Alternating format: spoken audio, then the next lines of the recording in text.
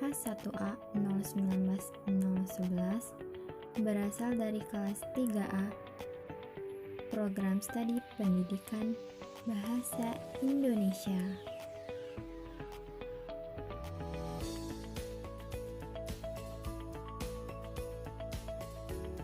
One, two, three, come on!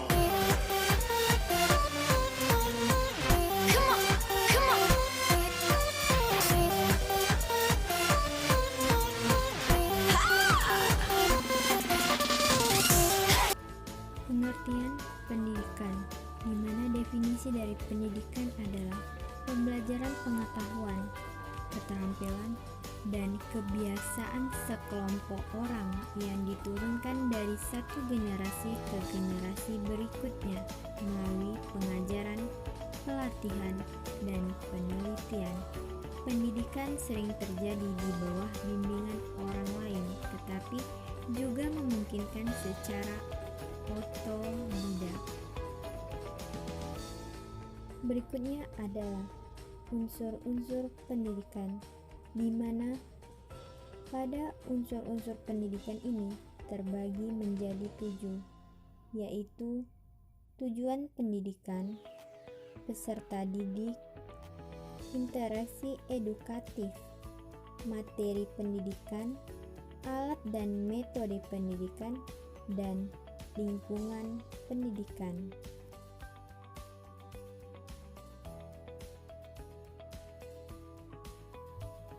Terdapat alat dan metode pendidikan. Alat yang dimaksud di sini adalah berbagai alat dan media pembelajaran yang dapat menyokong hingga mengembangkan lingkungan pembelajaran. Metode adalah kerangka kerja atau langkah-langkah yang disiapkan untuk menyajikan pendidikan agar lebih efektif dan efisien dalam tujuan tertentu.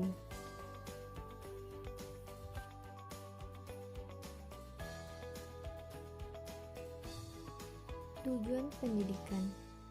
Tujuan pendidikan didefinisikan merupakan fokus utama dari perubahan yang diinginkan setelah peserta didik mengikuti pendidikan. Berbagai instansi yang berbeda biasanya akan memiliki tujuan pendidikan yang berbeda pula. Beberapa pendidikan yang bertujuan untuk menghasilkan peserta didik yang berkompeten dalam keahlian tertentu,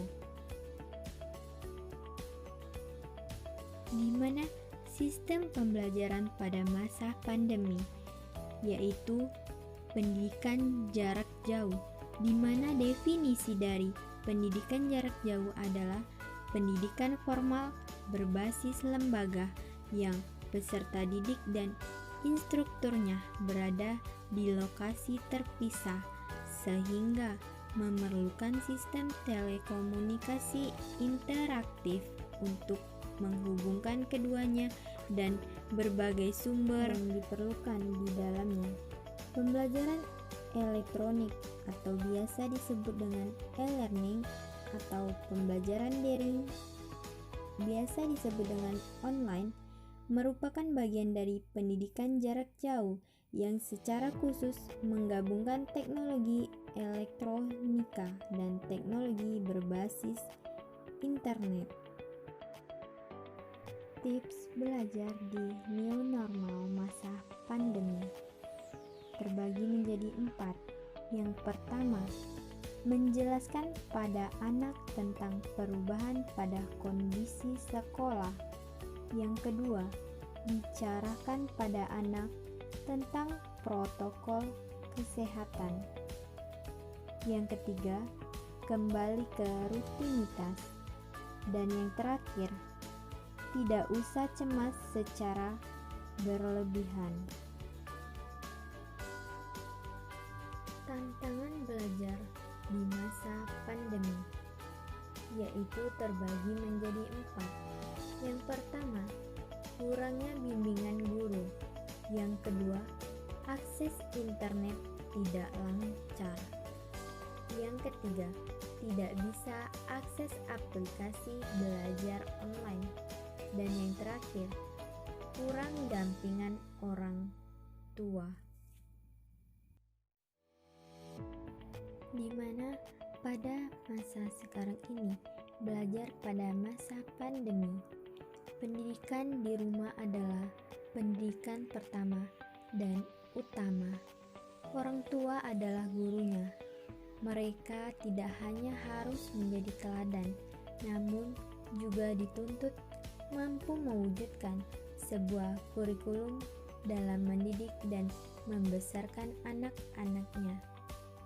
Saat pandemi melanda, ujian bagi para orang tua pun sangat nyata.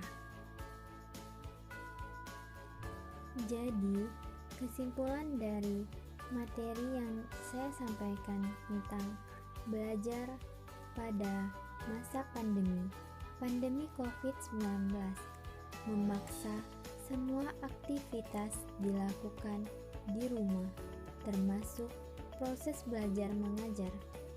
Guru mengajar dari rumah, siswa belajar di rumah. Kegiatan inilah sudah dijalani setidaknya dalam 2 bulan terakhir. Bukan hal yang mudah untuk beradaptasi. Hampir setiap orang memulainya dengan kendala sehingga berangsur-angsur terbiasa. Bagi kebanyakan anak, kegiatan belajar daring ini sudah menjadi kegiatan sehari-hari di masa pandemi. Begitu pula guru yang awalnya gagap teknologi dipaksa cepat menyesuaikan diri dengan beragam aplikasi, membuat video pembelajaran dan kegiatan lain untuk membangun kedekatan dengan muridnya yang berada di rumah masing-masing.